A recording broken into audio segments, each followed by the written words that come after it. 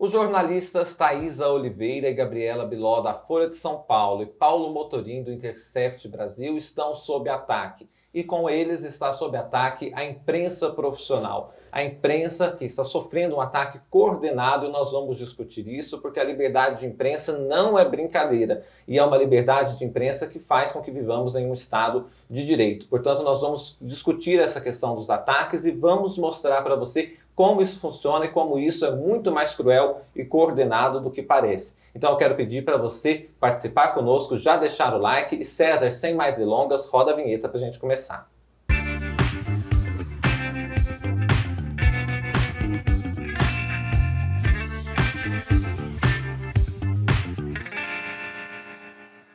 Bom, deixa eu apresentar a nossa bancada. Está aqui conosco a Mara Luque. Ela é diretora de jornalismo aqui do canal My News. Muito obrigado, Mara. Também está o Marcos Urupá. Ele é coordenador geral do Sindicato dos Jornalistas do Distrito Federal. Também é professor da UNB, Universidade de Brasília, e é jornalista do Teletime. Obrigado, viu, Marcos, por estar aqui com a gente. Eu que agradeço. Está com a gente também a coordenadora de comunicação da Abrage, que é a Associação Brasileira de Jornalismo Investigativo, a Tatiana Fará, que também é repórter da coluna do Guilherme Amado no Platô BR.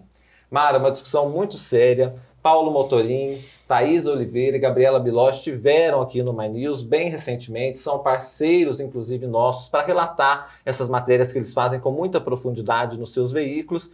E o que a gente está vendo é que eles estão sob um ataque coordenado, né, Mara? E isso preocupa muito todo mundo que defende o Estado de Direito.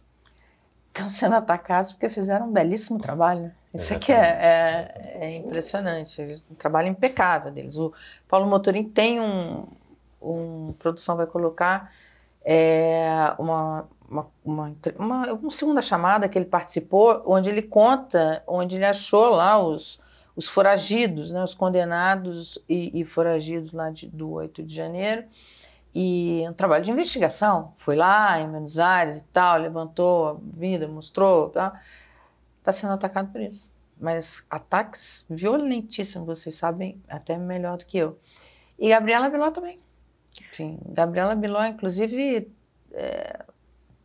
agora tem focado, mas ela tem recebido vários ataques, né? E o que chama a atenção, eu acho que a gente tem que prestar um pouco de atenção nisso, é o estilo desse ataque que coloca esses jornalistas que exerceram o seu trabalho, o seu papel, a sua obrigação, né? Porque a gente, como jornalista, a gente tem a obrigação de divulgar. Como se fossem traidores, são pessoas traidoras, dedo duro. Então, para além dos xingamentos aí, dos ataques, é colocar o jornalista nesse lugar de traidor da pátria, traidor das famílias. Por exemplo, no caso da cabeleireira, em tempo, né? A repórter e a jornalista, elas mostraram quem eram essas pessoas. O jornalista não condena, não julga, não processa, não prende. A gente apenas reporta. E o simples fato de terem reportado, a Biló, a Thaisa, elas estão sendo chamadas de traidores. Olha que vocês estão felizes por destruir uma mãe de família, sabe? Mas o ponto que eu acho mais, assim, isso é horrível, até porque tem ataques misóginos, tem umas coisas, mas são as ameaças.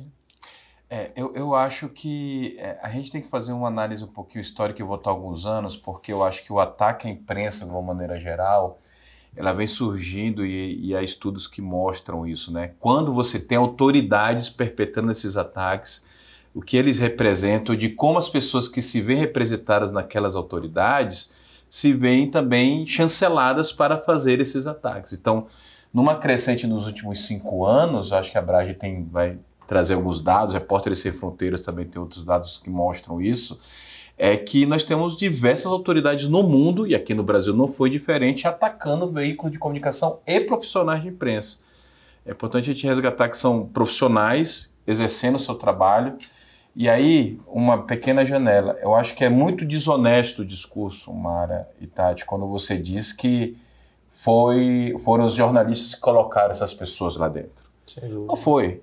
Não foi, nós sabemos que não foi. Basta você ver o quanto a função do repórter fotográfico e do repórter do jornalismo, de maneira geral, é chave para a história brasileira. quando você vê as imagens do Evandro Teixeira, por exemplo. O que seria para a nossa história hoje, a nossa geração, se não tivéssemos registros fotográficos do Evandro Teixeira durante a ditadura? Do Orlando Brito. Do Orlando Brito, a marcha dos 100 mil, polícia batendo estudante. Grandes jornalistas, né? Você tem na Cumprindo história sua da função imprensa... apenas. Exatamente, na história da imprensa, o Brasil tem jornalistas muito bons, assim, e que fazem um trabalho... Bem, eu sou apaixonada pelo jornalismo, não deu para notar, né? E eu acho que é um pouco isso. Então, eu acho que hoje que nós estamos vendo, concordo, é um discurso misógino, há uma contraposição entre a família sendo destruída versus uma mulher que quer acabar com a família, e eu tenho certeza que não é isso que está em jogo. Eu acho que nós precisamos deixar isso muito nítido, que não é isso. É desonesto, é uma narrativa muito desonesta. É desonesto, mas ser colocado como traidor é importante porque isso mexe muito. Eu acho que não vai mexer com a Gabriela Biló, por exemplo, com a Thaís ou com o próprio Motorim, porque eles são já profissionais muito experientes, tarimbados, couro grosso, né? Que a gente fala tem o couro grosso para aguentar a pancadaria. Mas se você pega um repórter jovem, um estudante, isso mexe muito no âmago dele, do tipo assim, mas será que se eu fizer essa matéria, não é só sobre a questão dos atentados golpistas, não, mas sobre tudo. Mas será que se eu fizer uma matéria sobre o governo, eu estou me colocando contra o país, porque, afinal de contas, o governo... Entende? Então, isso é um trabalho de intimidação de longo prazo. E sobre as autoridades que perpetram esse tipo de ataque, é verdade, por exemplo, agora a gente tem dados mais recentes, aí a gente vai lançar um relatório do ano passado, balanço de 2024, teve uma diminuição em 30 e poucos % dos ataques aos jornalistas. De um ano para o outro. É de um ano para o outro. Sim. Aí você vai falar, nossa, que beleza. Não é que beleza. Porque o que ficou é um ataque mais violento. Né? Então, porque isso, além... esse trabalho, por exemplo, que o governo Bolsonaro fez e que as autoridades envolvidas no governo Bolsonaro fizeram, e não só autoridades, mas figuras públicas ligadas a ele, o que fez de descredibilização da imprensa, de pegar uma matéria e escrever, isso é fake news, isso minou muito do nosso patrimônio como imprensa. Você está tocando num ponto que eu acho que é o mais grave. É colocar a sociedade contra o jornalismo. Quando o jornalismo é o maior aliado da sociedade. Acho que está na Netflix. Eu vi um filme, não é uma série, é um filme, acho que tem uns 2, 3 anos, de um cara do Tinder que como é que era? Que enganava várias mulheres. Eu sei qual é. E aí ele tem uma mulher de uma cidadezinha lá e tal, que ele engana, ele rouba ela, faz essas coisas. E vejam esse filme, que vocês vão ter noção do que é o jornalismo. E ela tá assim, sozinha em casa, imagina. Descobre que o cara que ela estava apaixonada era, na verdade, um picareta, um golpista, caiu num golpe, perdeu dinheiro, perdeu patrimônio, perdeu um monte de coisa, se sentia sozinha. Ela falou assim, tô sozinha, para quem que eu vou recorrer? Eu não tenho para quem recorrer, eu não sei como achá-la. Ela vai no jornal da cidade. É muito bonita essa cena. Ela fala, vou no jornal. Aí ela vai lá, aí a cena vocês vão reconhecer, ela chega, fala com o repórter vai com ela no diretor de redação, aí eles conversam, aí chamam uma repórter mulher, aí eles começam a investigação e pegam o cara. É a função social do jornalismo. É o grande aliado da sociedade. Em todos os pontos, né? Nesse ponto especificamente, que é da vida privada ali, né? Mas também muito da vida pública. Da democracia. Né? O jornalismo teve uma Você pega essa situação recente das emendas, Exatamente. Levantado por repórteres. Exatamente. Né? Depois é que veio as investigações, Sim, Ministério Público, sim, Polícia sim. Federal, mas tantas coisas foram reveladas primeiro pela imprensa. Não vamos ficar longe, um outro muito parceiro nosso aqui do My News, André Borges, revelou Exatamente. o caso das joias. E o caso das Sim. joias, antes de qualquer outro, André Borges e Adriana Fernandes também. Exato. Eu ia Então, citar esse caso das joias. Agora Ninguém ia saber das joias. você já Salão, pensou? Você os já grandes pensou escândalos. se o André Borges acabou de se formar e aí tá vendo todo esse movimento do tipo, nossa, mas falar mal do presidente da República, então é um grave problema, É, vai pegar eu pra sou mim. antipatriota. traidor, Não, eu sou né? antipatriota. É esse sentimento. Por quê? Porque Sim. eu acho que quem vira jornalista na vida, ele tem uma veia democrática, uma veia de defesa de direitos. E aí, quando se coloca ali nessa posição de traidor, de traidor mesmo, né? Sim. A pior palavra que Sim. tem. Eu acho que titubeia, entende? Sim, sim. Agora, eu falei do couro grosso das meninas e do motorim, mas quero dizer que por mais tempo que a gente tem, a Mara tem bastante tempo também de profissão, cada ataque que a gente sofre é uma coisa que dói na alma. Por mais que você... por mais que... Eu lá na Abrage, eu trabalho... A gente tem um núcleo de segurança e eu faço esse acolhimento dos jornalistas. E eu vou dizer para vocês, não tem muita diferença entre o estado emocional de um jornalista jovem com de um experiente quando ele é severamente atacado. Porque é muito revoltante você ser atacado por estar trabalhando. Por estar fazendo um bom trabalho. Mas por estar trabalhando, né? O trabalho deles é brilhante. A Sim. Gabiló publica fotos brilhantes. Fez uma exposição aqui em Brasília belíssima. Belíssima. Tem um Só livro baseada no fantástico. fotojornalismo. Só Exatamente. baseada no fotojornalismo. Não foi nada produzido, nada de estúdio. Só baseada no fotojornalismo. E isso é uma coisa que eu quero trazer de volta, Mari, Tati e Afonso, que eu acho que o quanto as imagens falam da nossa história. O jornalismo ele serviu de provas não só para deflagrar determinados processos que culminaram numa ebulição política no país, mas também para registro histórico do passado como prova. Tanto é que hoje você consegue fazer buscas na internet, mas antes, os registros históricos dos arquivos, muito do que se faz de pesquisa para prova, documental, reabertura de casos, se faz com uma matéria jornalística da época que um jornalista por alguma coisa nova que, peraí, eu vou atrás disso daqui. E você começa a puxar o fio e vai vendo que na verdade tem uma coisa nova ali. Então, no fundo, concordo com a Tati. Eu acho que a gente tem um compromisso com a democracia de diversas formas. Isso está comprovado na história. A história depõe a nosso favor. Agora, voltando ao caso aqui dos 3 colegas, eu acho que a virulência, Mara, que foi vista nesses casos, principalmente em relação às 2 colegas, foi algo assim terrível. E qual é o caminho? Violento.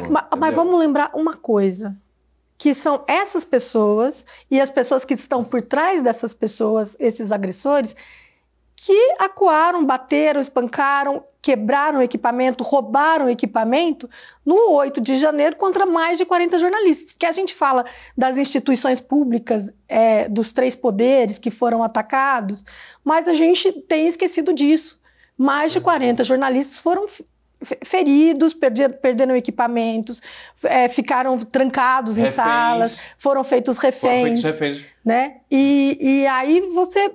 Quer dizer, então não pode causar, infelizmente não causa estranheza. Né? Deveria nos causar, mas nos causa indignação.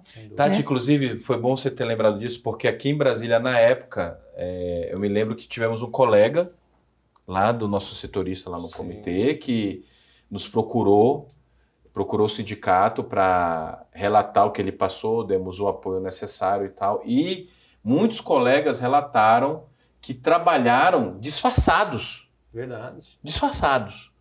Com câmeras escondidas, os repórteres de imagem, as pessoas com um boné como um transeunte normal ali, mas que tiveram que cobrir aquele fato que não deixa de entrar para a história brasileira. Porque é jornalista, e jornalista tem que fazer isso. Então, recrutaram pessoas de todos os lugares.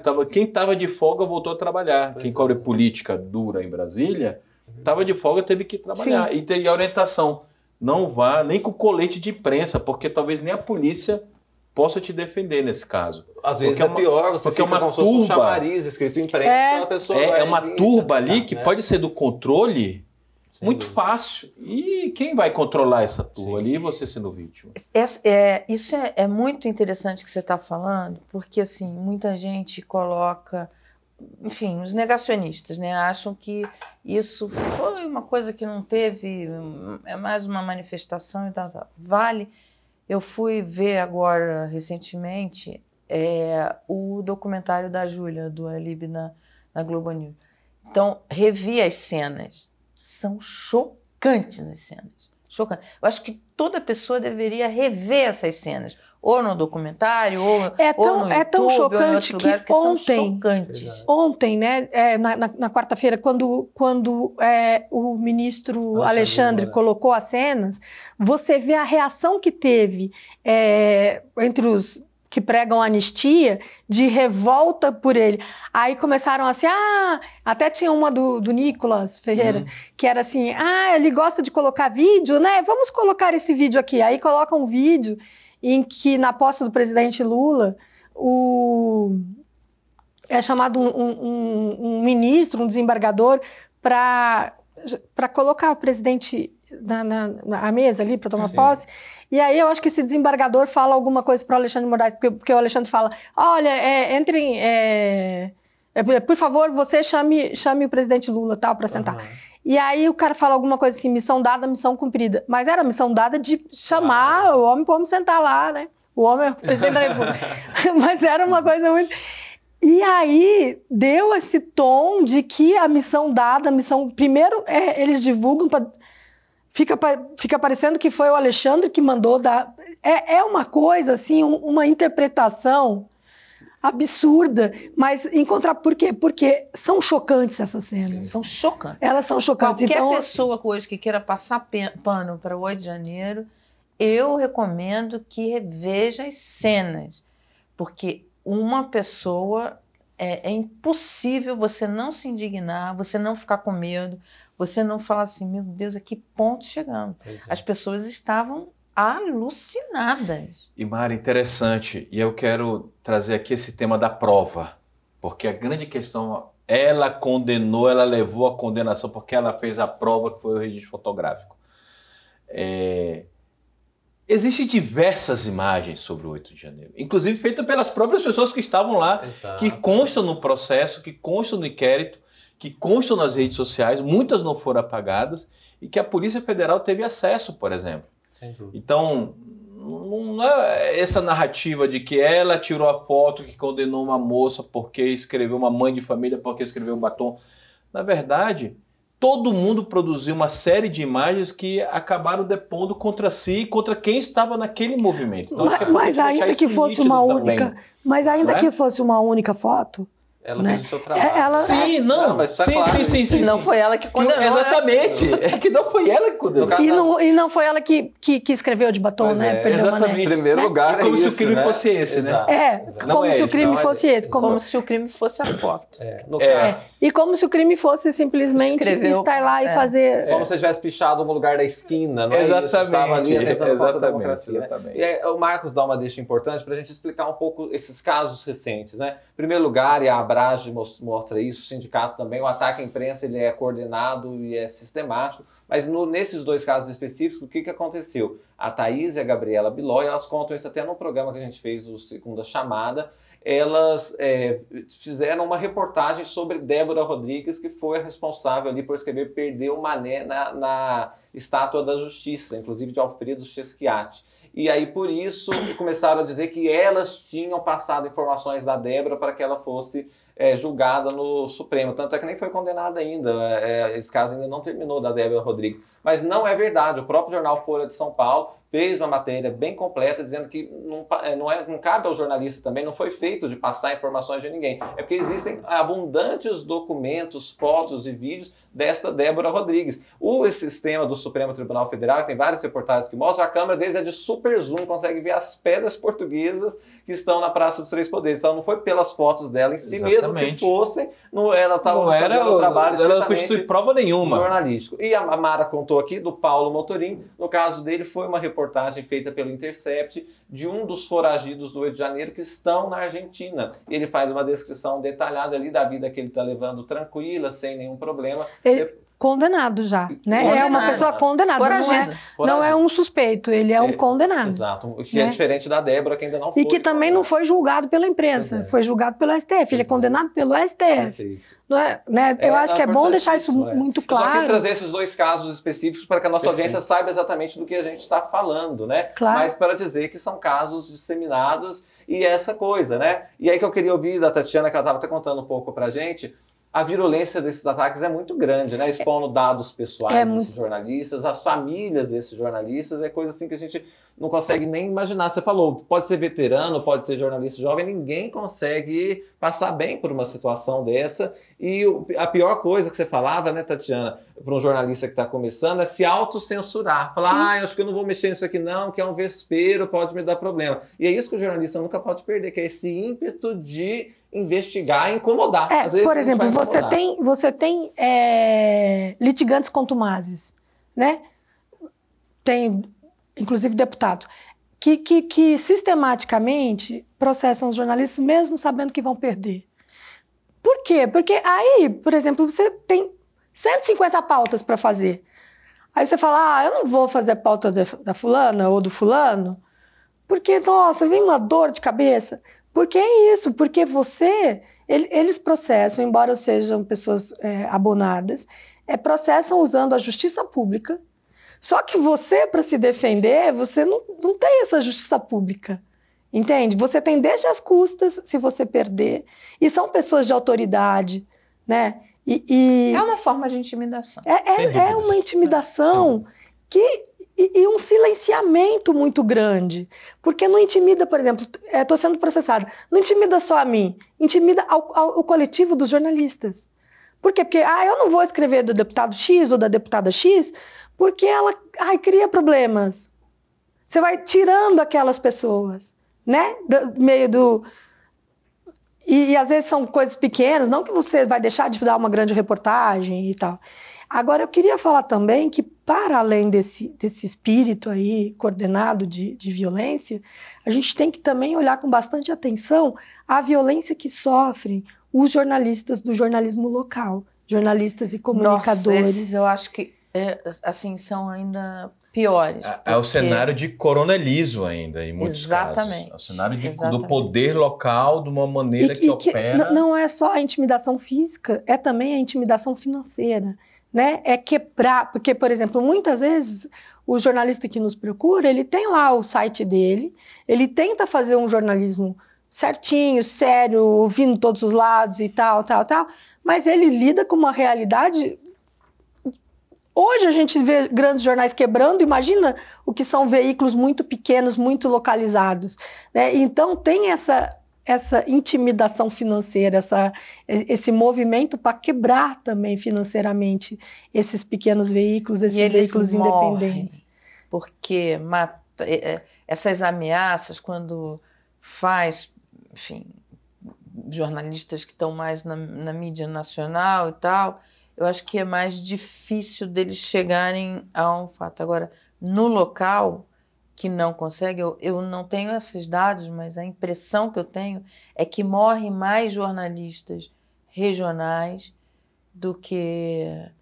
Sem dúvidas. É uma forma de intimidação que opera com uma lógica do poder local, que muitas das vezes é muito mais forte, que há uma sinergia com o poder nacional, obviamente, mas que a localidade, o mando, a palavra correta seria essa, o mando, ele é muito mais forte e coercitivo e atuando de diversas frentes, porque é um grande empresário, um grande latifundiário, ou é alguém com um grande poder político local que, às vezes, nem é um político, mas maneja a política de uma maneira com modus operandi aos seus interesses de determinados grupos. Então, e isso acaba sufocando esses veículos, esses blogs, esses sites que trabalham com, às vezes, uma informação que que não conseguem reverberar nacionalmente, mas que acabam impactando na política local. E o acosso judicial também, gente. Sim. Essa tem sido uma ferramenta de tensão sobre nós, jornalistas, né? E aí, quanto menos recursos tem aquele repórter ou aquele pequeno comunicador, mais complicado fica a vida dele, né? Porque ele fica refém ali E os pequenos não têm um departamento jurídico, não tem nada disso, não né? tem. A pessoa está por si só ali, é realmente um trabalho muito difícil de fazer. Agora, qual é o papel do sindicato, da Abrage, a importância de você ter essas organizações, né? Olha, os sindicatos, inclusive registro que o Sindicato de Jornalistas do DF está entre os mais antigos sindicatos de Brasília. Nós temos aí 64, 65 anos, mais ou menos, de existência. É a idade da cidade. É quase a idade da cidade. Se não me engano, o primeiro sindicato de Brasília da Construção Civil, obviamente, faz sentido, né? As pessoas que vieram trabalhar aqui se uniram, né? Sim. E fundaram o sindicato. Mas a gente vem logo na sequência, a nossa carta sindical dos anos 60. E aí, Mara, o que nós oferecemos aqui? Nós oferecemos um departamento jurídico, né, uma representação jurídica necessária, caso o profissional queira. É importante que ele atue, trabalhe, seja sindicalizado na nossa unidade federativa, né? Já recebia, eu sou um dos coordenador geral e eu cuido da parte jurídica também. E nós já recebemos algumas denúncias de gente de São Paulo que está trabalhando aqui, mas o caso foi São Paulo e quer um amparo do sindicato daqui. Nesse caso, o que acontece? A gente, olha, você tem que procurar o sindicato de São Paulo, porque se você quiser entrar com uma ação... É São Paulo que vai ter que entrar, ele que vai ter que te dar o apoio. No nosso caso, nós atuamos aqui, porque nós somos uma entidade nacional. E a nossa federação ela não tem esse papel de atuar nessas litigâncias nacionais nesses casos, né? Prerrogativa legal mesmo. Então, daí a importância do jornalista procurar se sindicalizar na sua região. Na sua região de ele atua, porque é ali onde ele está atuando que ele vai sofrer as intempéries, as perseguições da sua atividade profissional diária. Recentemente nós recebemos, por exemplo, uma demanda dos repórteres de imagem sobre o julgamento que aconteceu essa semana aqui, porque havia uma restrição. Nós atuamos, tentamos o contato com a assessoria do STF, mas o STF disse, olha, as imagens nós vamos gerar todas. Quem quiser que pegue, mas o profissional em si, repórter fotográfico, repórter de imagem, cinematográfico, não podia gerar eles mesmos, por uma questão de local, espaço físico e tudo mais. A gente compreendeu, mas fomos para cima, entendemos. Então, mas garantiu a transparência, porque foi realmente divulgado. Foi divulgado, e realmente o local era pequeno, não foi no plenário, foi numa turma, os auditórios da turma são menores. Mas, de toda forma, nossa função é, nesse caso específico, que isso daí é crime, é indenização civil, pode ter processo criminal, indenização civil, danos morais e todas as questões, não é, que envolvem e judiciais necessárias. Então, nós atuamos muito nessa esfera. Lançamos uma nota nesse caso também, que teve uma repercussão, não é? Por nós sermos uma entidade nacional, mas uma entidade local, mas nos manifestamos também. Então, nós, os sindicatos e a maioria dos sindicatos dos estados operam sob essa perspectiva. Apesar de São Paulo, Brasília e Minas serem grandes polos nacionais de profissionais e de jornais de imprensa, e Brasília principalmente, que todo mundo converge para cá, mas a gente tem uma atuação muito local por uma determinação legal mesmo. E no caso do Sindicato do Distrito Federal, é um desafio adicional, porque muitos profissionais representam veículos de outros estados. E não são sindicalizados aqui. Inclusive, o trabalho que eu tento... Não, sindicalizar aqui e tal. Mas esse trabalho aqui... Eu estava conversando até com a Tati sobre isso aqui. A gente estava conversando aqui no bastidor. É importante dizer e deixar isso claro, é importante mesmo, né? E Brasília, igual você falou, converge todo mundo. Então, jornalistas de jornais de São Paulo, do Rio, de Minas e tal. Todo mundo, vários correspondentes. Agora, eu queria falar uma coisa... Por favor, Tatiana. Que eu acho importante, principalmente jornalista que está nos ouvindo. Desde que começou essa violência, desde o governo Bolsonaro, as organizações de defesa da imprensa, inclusive a FENAGE, que que representa, né, representante classe, elas se uniram, que a gente agora lançou essa semana o site da Coalizão em Defesa do Jornalismo. Então você tem ali a Abrage, Repórteres Sem Fronteira, Instituto Torna Voz, Instituto Vladimir Herzog, nós trabalhamos em rede. Tem trazido um resultado bacana, porque é uma forma de pressão muito maior, né, e um espaço maior de posicionamento. Né, são entidades que têm direções diferentes, muitos pensamentos às vezes não são semelhantes, mas nessa defesa intransigente do jornalismo e da segurança do jornalista, porque a gente tem que entender isso, gente, não existe democracia e bom jornalismo sem a segurança do jornalista. Né? Jornalista bom é jornalista vivo. Ô, Tati, fala um pouco da Abrage. Eu lembro de quando começou, foi Uberaba, né? Foi. Começou ali na esteira da morte. Eu lembro bem do Tim Lopes. Agora a gente vai fazer o 20º congresso, agora em julho. Meu Deus, como tempo 20 anos. A gente já tem 22 anos. Vai fazer 23, né? Que nasceu em 2002. Mas já vamos para o 20º congresso. É um sucesso o Congresso da Abrage. Ano passado a gente bateu o recorde de público. A gente tem tentado cada vez mais trazer uma diversidade de temas, mas também uma diversidade de participantes, desde os palestrantes até o público. Então a gente está tentando trabalhar com o sistema de bolsas para, por exemplo, jornalistas da Amazônia. Acabamos de abrir uma bolsa para jornalistas da Amazônia. Vamos ter bolsas, o ano passado tivemos, e vamos ter de novo bolsas para jornalistas negras, tentando sempre aumentar essa voz, sabe? Aumentar, e a Abrage é uma associação de jornalismo investigativo. O foco é o jornalismo investigativo. A gente faz uma atuação forte, né, na defesa da liberdade de imprensa e nessa questão da proteção do jornalista. A gente tem o programa Tim Lopes. E aí eu queria só falar um negócio do jurídico, porque tanto a Abrage quanto outras organizações ali da coalizão, a gente tem conseguido fazer a defesa gratuita dos jornalistas. Então, assim, por favor, nos procure se você está sendo assediado, se você está sendo atacado, se você está sendo processado, ou se você deseja processar os seus assediadores.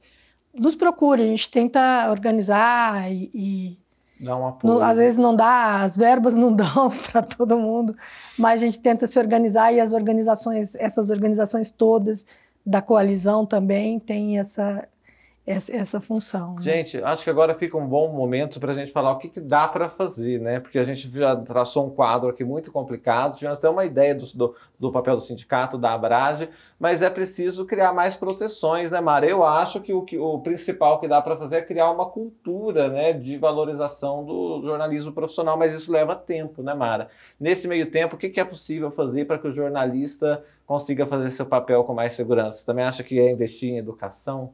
Não, começa pelo próprio Estado, né? Enfim, tem que ter essa estrutura de defesa do jornalismo. Agora, além disso, é a sociedade que tem que entender que o jornalismo é um grande aliado.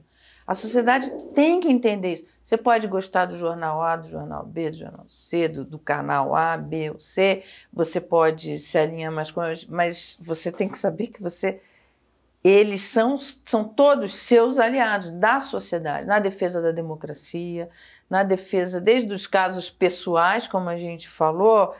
Nossa, a gente pode relatar, todos nós aqui temos experiência, talvez ele não, porque é muito novinho, né? Tem também. Mas, enfim, todos nós aqui temos histórias assim, de pessoas que...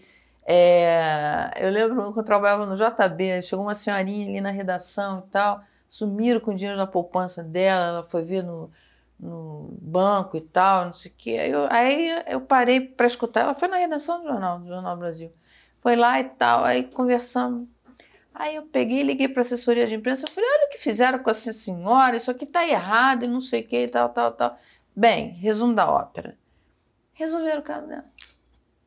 Ela foi lá na agência, o gerente da agência tratou ela assim, Foi de ló. porque botou a boca no mundo, entendeu? Claro. E aí nós fazemos essa ligação, essa coisa, sabe? O jornalismo é o jornalismo de serviços, é o jornalismo investigativo, é o jornalismo de saúde, sabe? O jornalismo, o site do Drauzio, que a filha dele é jornalista, faz um site, o canal dele é espetacular em termos de informação. A informação é uma grande aliada da sua vida, para a sua saúde, para as suas finanças, para seu emprego, para tudo, assim, tudo. A informação correta, ela é revolucionária, entendeu? E quem vai garantir é o jornalismo profissional. Porque todo mundo fala, hoje todo mundo é jornalista. Não, não é todo mundo que é jornalista, não é bem assim. Você vai cair...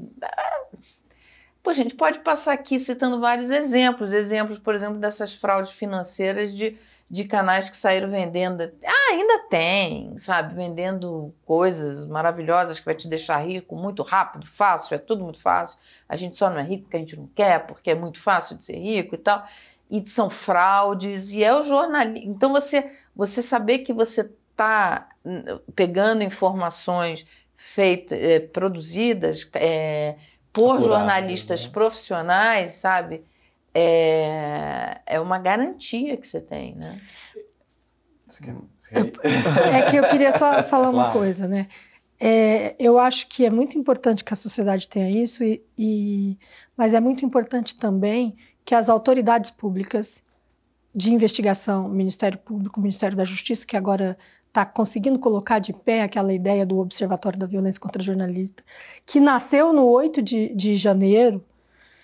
Eu me lembro, assim, né, nessa coisa do 8 de janeiro, quero até fazer uma menção à Samira de Castro, que é a presidente da FENAGE. Presidente da Federação. Que nós duas nos juntamos ali, era o começo da coalizão. Nós nos juntamos e nós ligamos para cada um dos repórteres para saber onde eles estavam naquele momento, fora o acolhimento, né, as coisas de praxe, para saber, olha, onde é que você estava, para poder fazer um levantamento para saber onde estavam as câmeras, né, para poder organizar esse processo. Então, é um trabalho, assim, das organizações, e aí eu não falo só da Abrage, mas estou falando da FENAGE também, e de todo mundo ali, de tentar levar às autoridades públicas o máximo possível de informação para que os responsáveis sejam punidos, porque é muito importante, porque é uma sinalização, né? Essa coisa de, mas é assim mesmo, em uma semana passa, eles estão te xingando, Mara, porque você fez você descobriu que o X e o Y não podem conviver, isso aqui logo passa e tal. Ameaça de morte nada, é bobagem. Não é. Não é. Essa semana, enquanto estava tendo o primeiro dia do julgamento do Bolsonaro, um homem jogou um caminhão, não sei se vocês viram, no posto da polícia, e disse, ele estava bêbado, mas ele disse, olha, eu fiz isso porque eu estou fazendo um ataque terrorista contra a prisão do Bolsonaro. Não tinha nem prisão, né? O homem virou só réu. Mas, então, quer dizer, as pessoas, o próprio 8 de janeiro é uma prova de que não é uma coisinha de rede social, não é uma bravatinha de rede social. Uma coisa é você discordar, você colocar aqui no nosso canal, a gente vê aqui no chat, tem opiniões interessantes, tem gente que faz crítica, tem gente que elogia, tem gente que aponta, isso está errado. O jornalismo profissional vai errar, e você vai chegar e corrige. Ele vai lá e corrige. Isso daí não tem problema. Agora, então, não é que você tem que, não pode criticar, não, o debate é super relevante. O que a gente está falando aqui é uma outra coisa. O que a gente está falando aqui é crime, é ameaça de morte, é uma ação muito violenta, que isso daí não é debate. Por exemplo, aí tem o caso, eu acho que vocês estão acompanhando, do Thiago Erdi do UOL. É gravíssimo, porque construíram um site, né, que foi derrubado pela própria plataforma porque feria, né, feria todos os protocolos, mas eles fotografavam o cotidiano do Thiago. Absurdo. Ou seja, ele está sendo perseguido. Isso daí não é debate. Não é debate. E se não tem punição para isso, gente, o que vira? Entendeu? Escala. Não dá nada. Não dá nada. Não é assim essa expressão? Quando vocês já viram? Isso aí não dá nada, não dá nada. É isso, aí não dá nada, jornalista para de trabalhar, sociedade para de se informar, né? Ficar doente, ter depressão, começa a se questionar. Porque não precisa ser só um ataque físico que te mata. Emocional, começa a não ter capacidade produtiva. Né? A morte é o fim, né, para tudo. Mas existe todo um processo antes disso em que te silencia, que amedronta a sua família. Né? Tiago tem uma família. Sem dúvida. Né? Isso está errado com todo mundo, não só com o jornalista. Não, claro. Mas isso não é debate. Mas isso que é crime, quando é né? com o jornalista, não é só com o jornalista. Esse que é o... Claro. Essa que é o diferencial. Não estou fazendo uma defesa corporativa, nós somos jornalistas, somos melhores. Não, é que quando silencia um jornalista, ele silencia aquela comunidade. Exatamente. Ele deixa aquela comunidade sem ouvir, sem saber. E foi o que a Tatiana disse aqui de forma brilhante. O jornalista não é juiz, não é delegado, não vai condenar ninguém, a gente simplesmente informa. Então, assim, quem vai ser condenado é pela justiça, é um outro âmbito que a gente simplesmente faz o nosso papel jornalístico. A gente sabe até onde e o que é papel nosso. Exatamente. Agora, eu queria, respondendo a sua pergunta sobre o que pode ser feito, eu queria destacar que eu acho que há uma construção social do papel da imprensa aí, com mais de 100 anos dentro da sociedade, tá? Parece de uma maneira geral, tá? Sim. Pegando desde o Correio Brasiliense, do Hipólito José da Costa e tal, com todas as questões, problemas, diagnósticos, né? Pesquisas mostram diversas questões aí envolvidas no meio da imprensa, mas de uma maneira geral, há uma construção social do papel, do quanto importante o veículo de imprensa numa sociedade. Tanto é que há problemas quando você tem bolsões de ausência de veículos de comunicação. É um problema sério naquela comunidade em vários aspectos. Os desertos de notícia. Exatamente. A ausência de informação sobre saúde, sobre direitos, sobre cidadania, né? Então, é um problema grave. E eu acho que agora, né, nós sempre teve uma lógica de criarmos na cultura associada a essa construção social do meio de comunicação um processo de entender a imprensa por meio da educação midiática, que eu acho que agora nós estamos implementando isso. Exatamente. Agora que eu falo de 3, 4 anos para cá. Né? Não estou dizendo, eu já dei diversas oficinas, palestras para diversos públicos sobre isso, mas agora, quando você cria alguns pilotos de colocar isso no segundo grau, no ensino médio, dos papéis do meio de comunicação na sociedade, você cria adultos que conseguem compreender aquilo e ter uma formação de opinião sobre aquilo que está sendo noticiado, inclusive para criticar, Mara. Claro. Com mais qualidade, para criticar aquela informação, fazer uma análise... Para contribuir. Esse é o ponto. Pro ponto de debate crítico. Que eu acho que a imprensa consegue fazer isso, mas não atinge todo mundo de uma maneira tão adequada. Que eu acho que agora, com o ensino, você colocou isso como um aspecto de ensino, você consegue... criar uma cultura, que você falou, Afonso, de entender o que é um meio de comunicação na sociedade. Né? De uma maneira mais veemente, mais clara, com crianças, com adolescentes, com jovens, com recém-universitários ou com pré-universitários. Então, eu acho que o primeiro ponto que eu quero destacar é esse, da educação midiática para esse processo. Eu acho que nós estamos num momento bom para isso, né? Especialmente no cenário onde existe muita desinformação. Nosso papel se torna cada vez mais importante. E aqui quero fazer também uma apologia, uma defesa da volta do diploma, né? O quanto é importante nós termos o diploma em jornalismo para esses casos, que eu acho que desde que ele foi derrubado, coincidentemente, não é uma geração de causa e efeito direta, mas coincidentemente, muitos se evocam e avocam para si, Mara, eu sou jornalista e saem produzindo qualquer coisa, especialmente quando você está no cenário de redes sociais, onde nós temos 6 celulares, 10 celulares aqui, e temos 10 pessoas produzindo informação X, Y, B e C. Então, também você associa esses dois aspectos aí, que eu vejo como caminhos para mitigar esse processo. Não existe bala de prata, porque são interpretações e individualizações. Estou falando com o ser humano. Ele vai ler aquela notícia e vai interpretar. né? Mas eu acho que o papel do jornalismo hoje, por conta da tecnologia, ele é ainda mais importante porque você faz uma curadoria do que está. Perfeito. Eu acho que é a forma mais eficaz de se combater a fake news. Sim.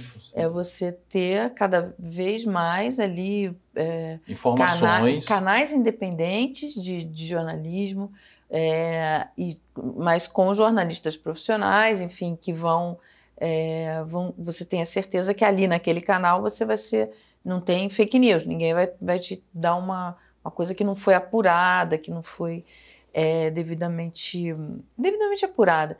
Então, hoje é importantíssimo, porque todo mundo tem um celular, mas nem tudo que está no celular é notícia. Perfeito. Nem tudo que está no celular é verdade. Entendeu? Então, quem está ali fazendo está querendo o seu bem, entende? Tem um propósito nisso. E uma coisa, Mara, o profissional, e eu coloco aqui as empresas profissionais de comunicação, elas têm uma preocupação com a sua imagem também.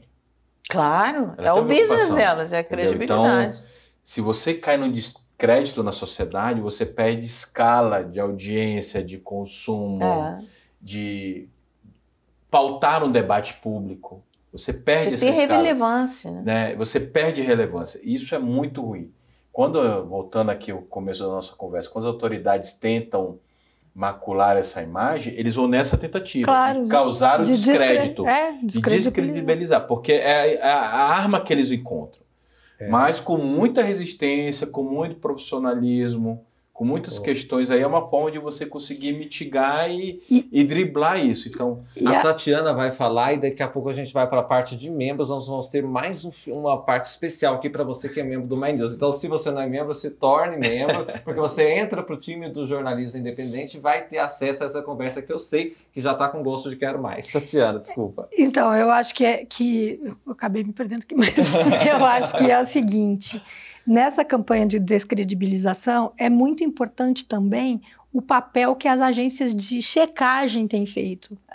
Né? Sim. Sem dúvida. E, por exemplo, a gente coordena o Comprova, que reúne mais de 40 veículos e tal, mas você tem os fatos, Lupa, a própria agência pública tinha uma... Ela tinha uma coisa de checagem, agora não tem mais, mas ela faz um trabalho bacana de checagem. Fake do Globo. O Globo tem... A Globo tem, né? Sim. Globo News e Globo. E nesse ponto, por exemplo, lá no Comprova, a gente começou a fazer uns cursos para as pessoas de uma maneira, da tia do Zap ao jornalista. Como é que você descobre que aquilo é uma fake news? Como é que você pode se orientar? Porque esse tipo de formação para lidar com mídia é muito importante. Por quê? Porque aí o cidadão vai poder saber a diferença entre um erro que o jornal cometeu, uma barriga que a gente deu, quem nunca deu, né? Barriga. Claro. Se não deu barriga é porque não escreveu, nunca fez matéria. Na verdade. Então, e também tem uma coisa assim, não, mas vocês, vou colocar lá na Lava Jato, por exemplo. Vocês na Lava Jato embarcaram, não sei o que. Tá. Sob a luz de novas revelações, se você olha matérias do passado, é lógico que elas estão eivadas de erros, né? Por quê? Porque você não tem aqueles dados. Sim, né? Tudo no seu momento histórico. Então, assim, poder diferenciar o que é um erro, o que é uma opinião, o que é um artigo e o que é uma reportagem, né? E como consertar, como vocês bem colocaram, quer dizer, as grandes empresas de jornalismo é o business deles. Então, todos que trabalham com isso, o que querem? Vivem da sua credibilidade. Isso é fundamental para o jornalismo, para as empresas, para o negócio do jornalismo. Então, se tem alguma coisa errada, você vai lá e fala, olha, isso está errado, tem que mudar e tal. Você sabe como acessar, você sabe como é que faz isso, como é que faz esse contato. Eu acho muito legal a coisa da comunidade com o jornalismo, sabe? De ser uma coisa assim, o jornalismo é meu, é nosso, entende? Então, tá lá, colabora. A gente recebe muito aqui. A nossa audiência é muito engajada, a gente recebe muito, não, faz assim, dá opinião, por que vocês não fazem assim? Critica os nossos títulos, critica título não tá bom, né? briga, elogia, e isso é muito legal. É a parte boa, né? É a parte de saber que o jornalismo está vivo, né? Que tem retorno e que está sendo lido, que tem audiência, que está pautando algum tema que ainda não foi colocado de maneira adequada ou de uma maneira adequada, está construindo para a formação das pessoas. Então, eu acho que esse processo de educação midiática, eu acho que tem bons frutos. Tem uma chance de gerar bons frutos de um futuro que aquilo que a gente só vê nos bancos da universidade quando está estudando ali jornalismo, agora a gente está dando uns passos atrás e formando pessoas e jovens para entender o que esse meio de comunicação, a importância dele na sociedade, né? Para formação de opinião. Só para citar um exemplo disso, essa semana, Maritati, não sei se vocês souberam, mas tivemos vários eventos sobre comunicação e desinformação aqui em Brasília, né? Teve um agora, um summit, sobre desinformação e crise climática. Teve uma reunião aí ontem, anteontem, sobre desinformação e educação midiática, crise climática, futuro do jornalismo, sustentabilidade do jornalismo. Então, há um movimento que está refletindo sobre o jornalismo de maneira lato, para além do profissional e da categoria, que seria o meu caso, por exemplo, mas uma reflexão social da função do jornalismo de maneira geral. Coisa que a gente tem muito arregado, que as universidades têm, mas que agora está sendo transpassado e como uma política pública, o que é mais interessante. Então, ao mesmo tempo que aqueles tempos difíceis do passado nos colocaram em diversos contextos de violência, de desprestígio, mas também serviu para mostrar que, olha, nós temos que fortalecer porque isso é base da democracia.